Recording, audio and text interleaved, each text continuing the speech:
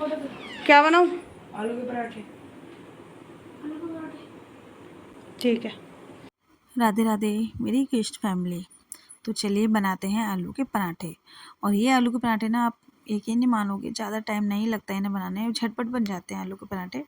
तो चलिए तैयारी शुरू करते हैं। तो सबसे पहले मैं आटा लगाऊंगी, क्योंकि बाकी के काम मैं बाद में करूँगी। पहले आटा लगा के रख लेते हैं। जब तक हम बाकी के काम करेंगे हमारे आटे को अच्छा खासा रेस्ट मिल जाएगा।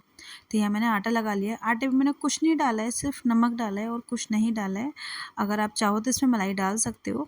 मलाई डाल के आप आटा गूँदोगे उसका भी टेस्ट अच्छा आएगा, लेकिन मैंने सिर्फ सिंपल ही तरीके से आटा गूँधा है। और इस तरीके से भी पराठे बहुत अच्छे लगते हैं। तो थोड़ा थोड़ा पानी लगा के इसको, जितना आप इसे घूंसा दे सकते हो ना, जितने इसमें मसाज कर सकते हो उतना आप इसको गूँदना अच्छे से। इसको घूंसे लगा लगा के दबा दबा मैश करते रहना। इसको अच्छे से मसलना, जितनी देर आप मसल सकते हो। तो आप यहाँ देख सकते हो मैंने आटा ना ही ज़्यादा पतला गूँधा है, ना ही ज़्यादा मैंने टाइट गूँधा है। मैंने मीडियम साइज़ का आटा गूँधा है। तो इसी तरीके का आटा रखना है। अगर आप टाइट आटा गूँधोगे ना तो आपके जो पराठे हैं ना वो फटने लग जाएंगे, और ज़्यादा पतला करोगे तब भी आप बेलने में आपको दिक्कत होगी।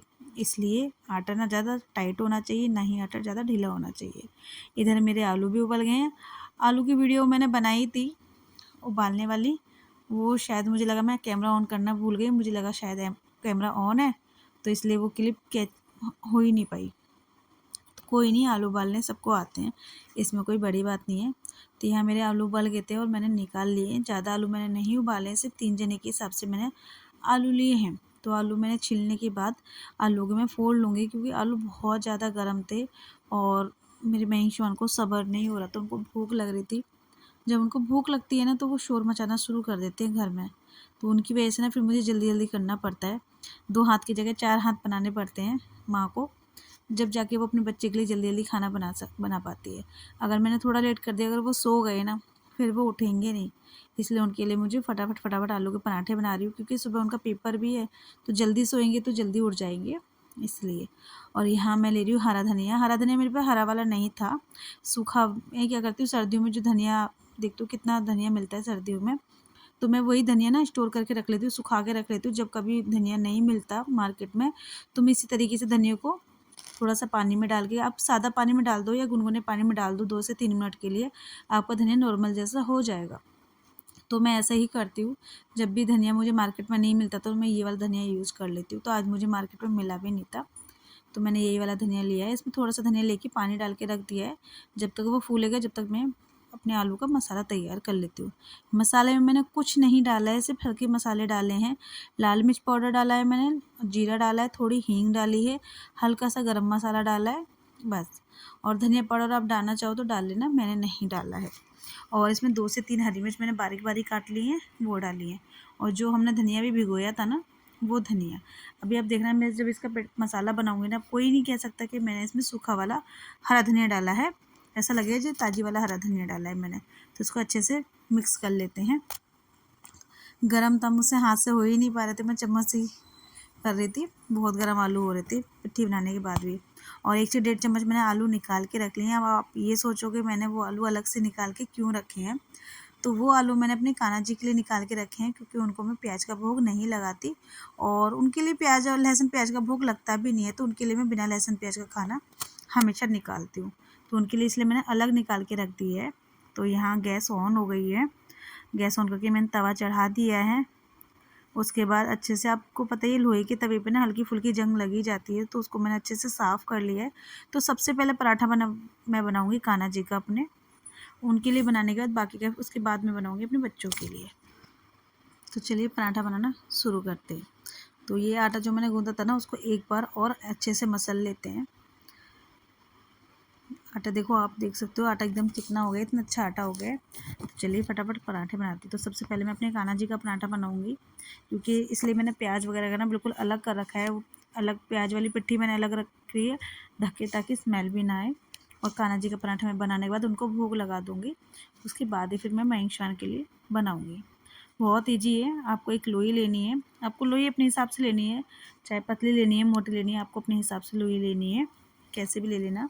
पराठे ये बस कुछ नहीं है पराठे बनाने में। बहुत से लोग कहते हैं हमारे पराठे फूट जाते हैं, फट जाते हैं। कुछ नहीं होता। जैसे मैं तो ऐसे बनाती हूँ, मेरे पराठे कभी नहीं फूटते और एक पराठा मेरा फूलता है। ये भी नहीं मैं बोलूँ कि मेरे पराठे फूलते नहीं है, नहीं, मेरे सारे पराठे फूलते हैं। और आलू भी ना मैं खूब सारे भरती हूँ, जबकि आटे की मात्रा कम होती है और आलू की मात्रा मेरी ज़्यादा होती है, फिर भी पराठे मेरा एक भी नहीं फूटता।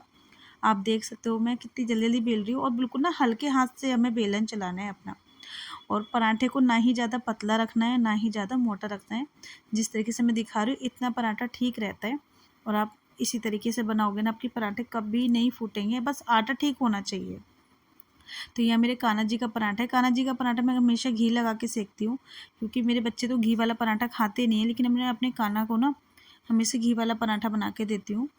तो उनको मैं ऑयल वाला पराठा बना के नहीं देती। और मैं शिवान का क्या है, उनको घी वाला पराठा अगर मैं चोरी छुपे बना के भी दूंगी ना उनको, तब भी उनको खुशबू आ जाती है, फिर बोलेंगे कि नहीं, छोटा वाला तो खा भी लेता है मेरा, और बड़ा वाला बेटा है वो तो बहुत ड्रामे करता है खाना खाने में।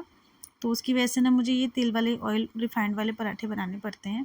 तो ये मेरा कन्नू का पराठा बन गया है। तो सबसे पहले मैं उनको भोग लगाऊंगी, उसके बाद ही फिर मैं अपने बच्चों के लिए बनाऊंगी, कि हमारे घर में सबसे छोटे बच्चे वही हैं, उनको भी भूख लगी है तो उनको पहले बना के दूंगी। यहाँ मेरे कन्नू का भी पराठा बन गया है। तो चलिए उनका पराठा पहले उनको भोग लगा देती हूँ, उसके बाद मैं आगे बढ़ूँगी।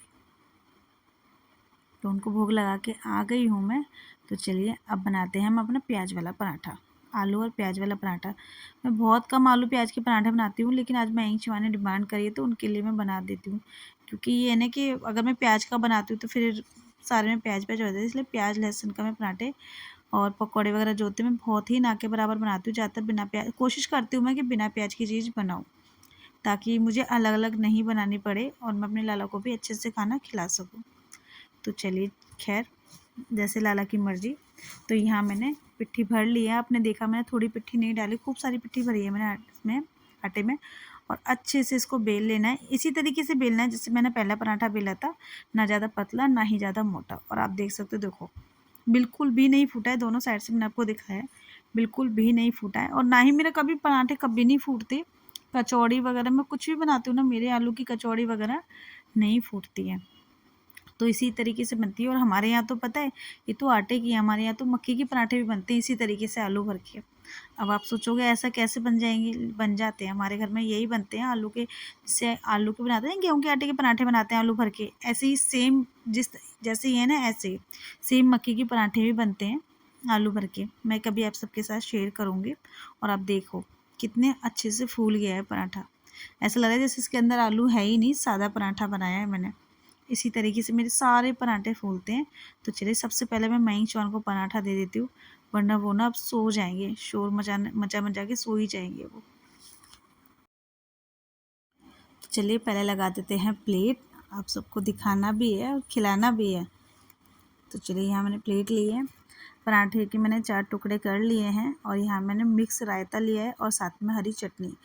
रायता मेरे पास रखा हुआ था, तो उसमें मैंने थोड़ी सी प्याज, टमाटर, खीरे ये सब काट के बना दिया है। और चटनी मेरे पास पहले से ही रखी हुई थी, तो मैंने वो भी। और ये अचार है, कहते हैं ना दही, अचार, चटनी, इन सब के बगैर तो पराठे अधूरे हैं, तो ये सब चीज़ होनी ही चाहिए। साथ में मैंने थोड़ा सा बटर लिया है, क्योंकि मेरे छोटे वाले बेटे को ना बटर के साथ पराठे बहुत पसंद है। उसको तो मतलब चाहिए, चाहे ये सब आइटम ना हो, दही चटनी ना हो, लेकिन बटर ज़रूर होना चाहिए। तो चलिए उनके पास लेके चलते हैं और देखते हैं वो क्या बोलते हैं, कैसे लगे उनको पराठे। मैंने बोला था ना आपको कि ये सो जाएंगे, क्योंकि मेरे बच्चे ना बहुत जल्दी सो जाते हैं। अगर मैं थोड़ा सा और देर करती ना तो सो जाते ये।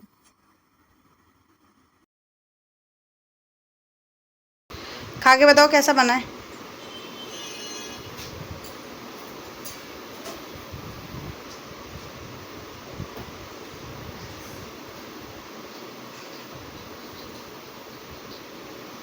लग रहा है